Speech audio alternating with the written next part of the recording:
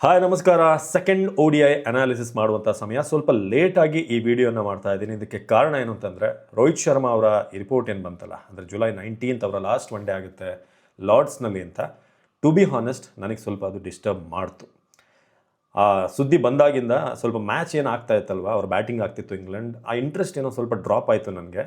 Match play ಆಗ್ತಿತ್ತು, volume ಸ್ವಲ್ಪ down ಇಟ್ಟಿದ್ದೆ, ಸ್ವಲ್ಪ ಏನೋ ತಲೆಯಲ್ಲಿ ಓಡ್ತಾ ಇತ್ತು, ರಿಸರ್ಚ್ ಮಾಡ್ತಾ ಇದ್ದೆ. ಹೌದಾ, ಇದು ಒಂದಷ್ಟು ಮಾಜಿ ಆಟಗಾರರ ಅಕೌಂಟ್ ಹೋಗಿ ನೋಡಿದೆ, ಕೆಲವರೆಲ್ಲ ಮಾತಾಡಿದ್ದಾರೆ. ಆಲ್ಮೋಸ್ಟ್ ನೋಡಿದ್ರೆ ರೋಹಿತ್ ಶರ್ಮಾ ಅವರ ಫ್ಯಾಮಿಲಿ ಕೂಡ ಈಗ ಇಂಗ್ಲೆಂಡಿಗೆ ಬಂದಿದೆ ಅಂತ ಹೇಳಲಾಗ್ತಾ ಇದೆ. ಗೊತ್ತಿಲ್ಲ ಇವೆಲ್ಲ ಏನೇನು ಆಗ್ತಿದೆ ಅಂತ. ಸ್ಟಿಲ್ ನನಗೆ ಅದೊಂದು ರೂಮರ್ ಆಗಿರಲಿ ಅಂತಲೇ ನನ್ನ ಬಯಕೆ. ರೋಹಿತ್ ಶರ್ಮಾ ಇನ್ನೂ ಆಡಬೇಕು ಅಂತ ಮನಸ್ಸು ಹೇಳ್ತಾ ಇದೆ. ನೋಡೋಣ ಏನಾಗುತ್ತೆ ಅಂತ. ಅದಕ್ಕೂ ಮುಂಚೆ ಈಗ ವಿಷಯಕ್ಕೆ ಬರೋಣ. ಅನಾಲಿಸಿಸ್ ಏನಾಯಿತು ಮ್ಯಾಚ್ ಆದಮೇಲೆ ಅಂತ. ಸೆಕೆಂಡ್ ODIಯನ್ನು ನಾವು ಸೋತಿದ್ದೀವಿ, ಒನ್ ಡೇ ಮ್ಯಾಚನ್ನು. ಸೊ ಫಸ್ಟ್ ಕಂಫರ್ಟೇಬಲಿ ಗೆದ್ದ ಮೇಲೆ ನಿನ್ನೆ ನಾವು ಟಾಸ್ ಸೋತು ಬ್ಯಾಟಿಂಗಿಗೆ ಬಂದ್ವಿ. ಸೊ ನಾನು ಈ ಒಂದು ಪಿಚ್ ಹೇಳಿದೆ, ಇದೊಂದು ಚೇಸಿಂಗ್ ಪಿಚ್ ಅಂತ. ಸೊ ಬಹುತೇಕ 33 ಒನ್ ಡೇ ಮ್ಯಾಚಲ್ಲಿ 22 ಬಾರಿ ಇಲ್ಲಿ ಚೇಸ್ ಆಗಿದೆ. 8 ಸಲ ಮಾತ್ರ ಸೆಕೆಂಡ್ ಬ್ಯಾಟಿಂಗ್ ಮಾಡಿದವರು ಫಸ್ಟ್ ಬ್ಯಾಟಿಂಗ್ ಮಾಡಿದವರು ಗೆದ್ದಿರೋದು. ಸೊ ಇನಿಷಿಯಲಿಂದ ನಾವು ನೋಡ್ತಾ ಹೋದರೆ ರೋಹಿತ್ ಶರ್ಮಾ ಶುಭ್ಮನ್ ಗಿಲ್ ಓಪನ್ ಮಾಡಿದಾಗ ಚೆನ್ನಾಗೇ ಕಾಣಿಸ್ತಾ ಇತ್ತು. ರೋಹಿತ್ ಸ್ವಲ್ಪ ಸ್ಟಾರ್ಟಿಂಗಿಂದನೇ ಬಾಲ್ ಕನ್ಸ್ಯೂಮ್ ಮಾಡ್ತಾ ಇದ್ರು. ಶುಭ್ಮನ್ ಗಿಲ್ ಒಂದು ರೆಗ್ಯುಲರ್ ಟಚಲ್ಲಿ ಕಾಣ್ತಾ ಇದ್ರು. ಅನ್ಫಾರ್ಚುನೇಟ್ ಬೆನ್ ಡಕೆಟಿಗೆ ಆಲ್ಮೋಸ್ಟ್ ಒಂದು ಎಕ್ಸ್ಟ್ರಾ ಕವರ್ ಹತ್ರ ಒಂದು ಕ್ಯಾಚ್ ಕೊಟ್ಟಿದ್ದವರು. ಸೊ ಅಲ್ಲಿಂದ ಮೇ ಬಿ ವಿರಾಟ್ ಕೊಹ್ಲಿ ರೋಹಿತ್ ಶರ್ಮಾ ಬಂದಾಗ ನನಗನ್ನಿಸ್ತು ರೋಹಿತ್ ಶರ್ಮಾಗೆ ಲಾಸ್ಟ್ ಮ್ಯಾಚಲ್ಲಿ ಶುಭ್ಮನ್ ಗಿಲ್ ಪಾರ್ಟ್ನರ್ ಆಗಿದ್ದರು.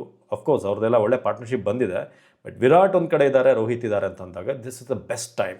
ಇಬ್ಬರು ಕೂಡ ಆಲ್ಮೋಸ್ಟ್ ಫಸ್ಟಿಗೆ 44ಕ್ಕೆ 1 ವಿಕೆಟ್ ಹೋದ್ಮೇಲೆ 60 ರನ್ ಪಾರ್ಟ್ನರ್ಶಿಪ್ ಬರುತ್ತೆ ಒಂದು 10 ಓವರಲ್ಲಿ. ಇಬ್ಬರು ತುಂಬ ಸೆಟ್ಲಾಗಿ ಕಾಣ್ತಾ ಇದ್ರು.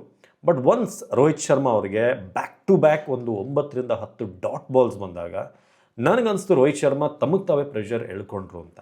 ಅವರು ಔಟ್ ಆಗುವಂಥ ಸಂದರ್ಭದಲ್ಲಿ ತುಂಬ ನಿಮಗೆ ರನ್ ರೇಟ್ ಕಡಿಮೆ ಆಗಿರಲಿಲ್ಲ. ಈಗ ಅವ್ರು ಟೋಟಲಿ 233 ಹೊಡೆದಿದ್ದಕ್ಕೆ ಅವರಿದ್ದಾಗ 17.5 ಓವರಲ್ಲಿ 104ಕ್ಕೆ 1 ಇತ್ತು.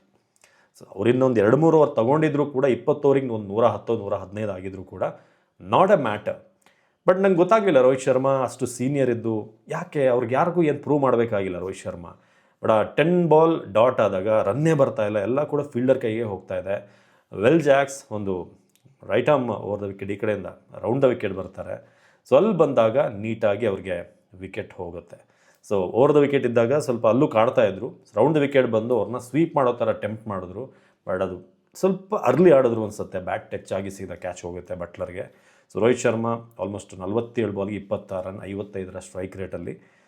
ಅದಾದಮೇಲೆ ವಿರಾಟ್ ಕೊಹ್ಲಿ ತುಂಬ ಡೀಸೆಂಟಾಗಿ ಕಾಣ್ತಾ ಇದ್ರು. ಯಾಕಂತಂದರೆ ವಿರಾಟ್ಗೆ ಒಂದು 15-16 ಓವರ್ ಪವರ್ ಪ್ಲೇ ಮುಗಿದ ಮೇಲೆ that's the best phase of cricket. ಅವರಿಗೆ ಮ್ಯಾಕ್ಸಿಮಮ್ ರನ್ ಗಳಿಸಿರೋದು ಈ ಒಂದು ಫೇಸಲ್ಲೇ. ವಿರಾಟ್ ಕೊಹ್ಲಿಗೆ ಹೇಳಿ ಮಾಡಿಸಿದಂಥ ಫೇಸ್. ಸ್ವಲ್ಪ ಬಾಲ್ ಕೂಡ ಹಳೇದಾಗ್ತಾ ಬರುತ್ತೆ, ಸ್ಮೂತ್ ಆಗ್ತಾ ಬರುತ್ತೆ, ನೀಟಾಗಿ ಬ್ಯಾಟಿಂಗ್ ಬರುತ್ತೆ. ಜೊತೆಗೆ ಆ ಡಬಲ್ ಸಿಂಗಲ್ಸ್ ಆಡ್ತಾ 15ಇಂದ 40 ಓವರ್ಸ್ ಇದೆಯಲ್ಲ, ಕಾನ್ಫಿಡೆನ್ಸ್ ಬರೋದೇ ಅವರಿಗೆ ಈ ಒಂದು ಹಂತದಲ್ಲಿ. 65 ಬಾಲ್ಗೆ 66 ರನ್ಸ್, 66 ಬಾಲಲ್ಲಿ 65 runs. So 8 boundary Virat Kohli ಅವ್ರದ್ದು. ಜೋಫ್ರಾ ಆರ್ಚರ್ ಬಾಲಿಗೆ ಔಟ್ ಆಗ್ತಾರೆ. ನಾನು ಆರ್ಚರ್ ವಿಚಾರವಾಗಿ ಒಂದು ಹೇಳಿದ್ದೆ, ನೀವು ಗಮನಿಸಿರ್ಬೋದು ಪ್ರಿವ್ಯೂ ವಿಡಿಯೋದಲ್ಲಿ. ಯಾರು ಓವರ್ ಬೇಕಾದರೂ ರಿಸ್ಕ್ ತಗೊಳ್ಳಿ, ಆದರೆ ಜೋಫ್ರಾ ಆರ್ಚರ್ ಬಾಲಲ್ಲಿ ಒಂದು ಬೇಡ ಆ ಓವರಲ್ಲಿಂತ. ಬೇಕಾದರೆ ಅವ್ರು 10 ಓವರಲ್ಲಿ 35-40 ರನ್ನೇ ಬರಲಿ.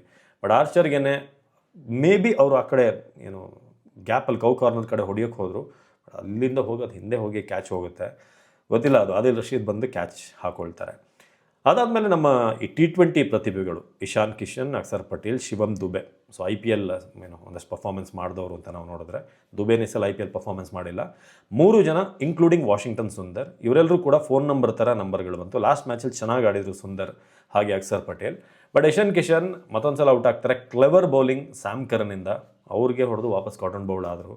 ಶ್ರೇಯಸ್ ಅಯ್ಯರ್ ಮತ್ತೊಮ್ಮೆ ಪ್ರೂವ್ ಮಾಡಿದ್ರು, ನಾನು ಆ್ಯಸ್ ಎ ಕ್ಯಾಪ್ಟನ್ ಕೂಡ ಆಡಿದ್ದೀನಿ, ವೈಸ್ ಕ್ಯಾಪ್ಟನ್ ಆಗಿ ಕೂಡ ಕಾಂಟ್ರಿಬ್ಯೂಟ್ ಮಾಡ್ತಾ ಇದ್ದೀನಿ. ಸೊ ಶ್ರೇಯಸ್ ಅಯ್ಯರ್ ಬಗ್ಗೆ ನನಗೆ ಯಾವುದೇ ಕಂಪ್ಲೇಂಟ್ ಇಲ್ಲ. ಕೆಲವೊಂದು ಕ್ಯಾಪ್ಟನ್ಸಿ ಡಿಸಿಷನ್ಗಳು T20 ಬಿಟ್ಟರೆ, ಬಟ್ ಈ ಸಲ ಕೂಡ ಲಾಸ್ಟ್ ಮ್ಯಾಚ್ ಹಾಗೇ ಒಬ್ಬ ಆ ನಂಬರ್ 5 ಹೇಗೆ ಆಡಬೇಕು ಅದನ್ನು ಆಡಿದ್ರು. ಸೊ ಈ ಗ್ಯಾಪಲ್ಲಿ ನಾನು ಒಂದು ಮರ್ತೆ, KL ರಾಹುಲ್ ಸಿಕ್ ಅಂತ ನೆನ್ನೆ ಅವ್ರನ್ನ ಡ್ರಾಪ್ ಮಾಡಲಾಯಿತು. ನನಗೆ ಆಗಲೇ ಎಲ್ಲೋ ನೀವು ನೋಡಿದ್ರೆ ನಾನು ಫಸ್ಟ್ ಮ್ಯಾಚ್ ಆದಮೇಲೆ ಒಂದು ವೀಡಿಯೋ ಹಾಕಿದ್ದೆ ಆಫ್ಟರ್ ಮ್ಯಾಚ್ ಅನಾಲಿಸಿಸ್. ನೆಕ್ಸ್ಟ್ ಮ್ಯಾಚ್ಗೆ KL ರಾಹುಲ್ ಕೊಡ್ತಾರೆ ಅಂತ. ಅದು ನಿಜ ಆಯಿತು.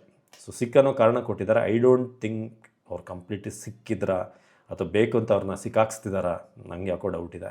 ಸೊ ಸುಂದರ್, ಅಕ್ಷರ್ ಪಟೇಲ್ ಎಲ್ಲರೂ ಕೂಡ ಬಂದಷ್ಟೇ ಫಾಸ್ಟಾಗಿ ವಾಪಸ್ ಹೋದರು.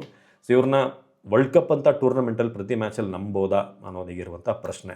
ಗುರ್ನೂರ್ ಬಾರ್ ಸ್ವಲ್ಪ ಡೀಸೆಂಟಾಗಿ ಸ್ವಲ್ಪ ರನ್ ತರುವಂಥ ಪ್ರಯತ್ನ ಪಟ್ಟರು. ಜಸ್ಪ್ರೀತ್ ಬುಮ್ರಾ 13 ಬಾಲ್ಗೆ 20 ರನ್.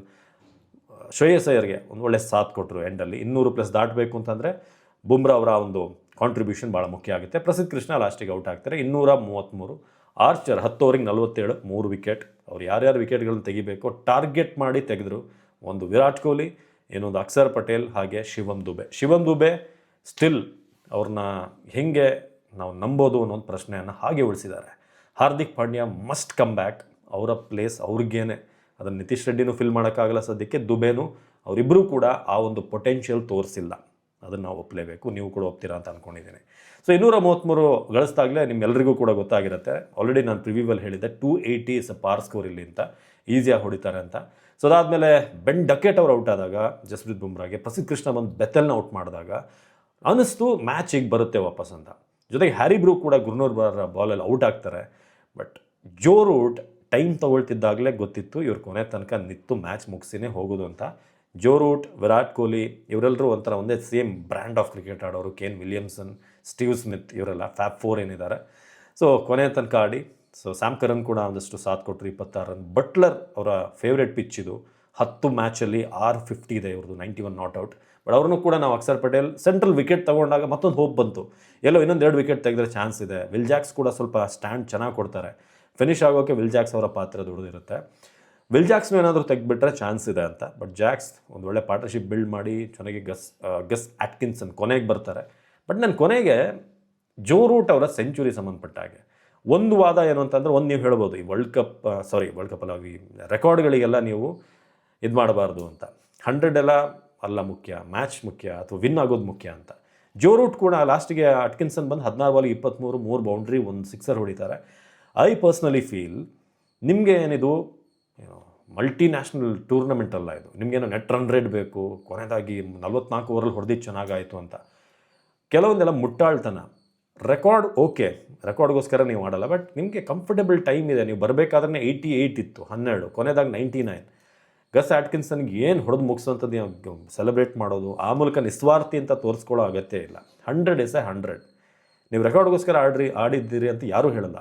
99 ರನ್ ನೀವು ಕಷ್ಟಪಟ್ಟಿದ್ದೀರಾ, ಯು ಡಿಸರ್ವ್ ಟು ಗೆಟ್ 100 ಅನ್ನೋದು ಒಂದು ಮೈಲ್ ಸ್ಟೋನೇ. ಅದು ಸ್ವಾರ್ಥ ಅನ್ನೋದು ಬರೋದಿಲ್ಲ ಅಂತ ನನ್ನ ಪ್ರಕಾರ. ಸ್ವಾರ್ಥ ಯಾವಾಗ ಬರುತ್ತೆ ಅಂತಂದರೆ, ತಂಡವನ್ನು ಸೋಲಿನ ದವಡೆಗೆ ತಳ್ಳಿ ನೀವು 100 ಗಳಿಸೋಕ್ಕೆ ಟ್ರೈ ಮಾಡಿದ್ರೆ ಅದು ಸೆಲ್ಫಿಶ್ನೆಸ್. ನನಗಿದು ಮುಟ್ಟಾಳ್ತನ ಅಂತ ಅನಿಸ್ತು. ಜೋ ರೂಟ್ ಆಮೇಲೆ ಹೇಳಿದ್ರು ಮ್ಯಾಚ್ ವಿನ್ ಆಗೋದು ಮುಖ್ಯ, ಸೆಂಚುರಿ ಮುಖ್ಯ ಅಲ್ಲ, ನಂಬರ್ ಮುಖ್ಯ ಅಲ್ಲ ಅಂತ. I don't agree. ನೀವು ಇದನ್ನು ಒಪ್ತೀರಾ ಇಲ್ವಾ ಹೇಳಿ. ಅದು 100ಗೋಸ್ಕರನೇ ಡೆಸ್ಪ್ರೇಟ್ ಆಗಿರೋದು ಬೇರೆ. ನಿಮ್ಗೊಂದು ಒಳ್ಳೆ ಈಸಿ ಅವಕಾಶ ಇದೆ, ಟೀಮ್ ಕೂಡ ಸೇಫ್ ಆಗಿದೆ ಅಂತಂದಾಗ 100 ಹೋಗೋದ್ರಲ್ಲಿ ತಪ್ಪೇನಿದೆ. ನನಗೆ ಅರ್ಥ ಆಗಲಿಲ್ಲ ಇದು. ಸೊ ಓವರಾಲ್ ಕಂಫರ್ಟೇಬಲಿ ಅವ್ರು ಚೇಸ್ ಮಾಡಿದ್ರು. ನಮ್ಮಲ್ಲಿ ಬೌಲಿಂಗ್ ಬೆಟರ್ ಅಂತಂದರೆ ಬ್ರಾರ್ 2 ವಿಕೆಟ್, ಪ್ರಸಿದ್ಧ ಓಕೆನೇ 1 ವಿಕೆಟ್, ಬೂಮ್ರಾನೂ ಓಕೆ, ದುಬೇನೂ ಚೆನ್ನಾಗಿ ಮಾಡಿದ್ರು ಒಂದು ಹಂತಕ್ಕೆ. ಸೊ ಅಕ್ಷರ್ ಪಟೇಲ್ ಕೂಡ ಎಲ್ಲ ನಮ್ಮ ಬೌಲರ್ಗಳು ಆಲ್ಮೋಸ್ಟ್ ಆ ಸ್ಕೋರಿಗೆ ಅಷ್ಟೇ ಮಾಡೋಕ್ಕೆ ಸಾಧ್ಯ ಅಂತ ಅನಿಸ್ತು. So comfortable win. ನಿಮ್ಗೇನು ಅನಿಸ್ತು ಈ ಮ್ಯಾಚಲ್ಲಿ? ಜೋ ರೂಟ್ ಸೆಂಚುರಿ ಬಗ್ಗೆ ನೀವು ಹೇಳಿ. ಅದೊಂದೇನು ನಿಸ್ವಾರ್ಥ ಆಟನ ಅಥವಾ ಮುಟ್ಟಾಳ್ತನ ಅಂತ. ನಮಸ್ಕಾರ.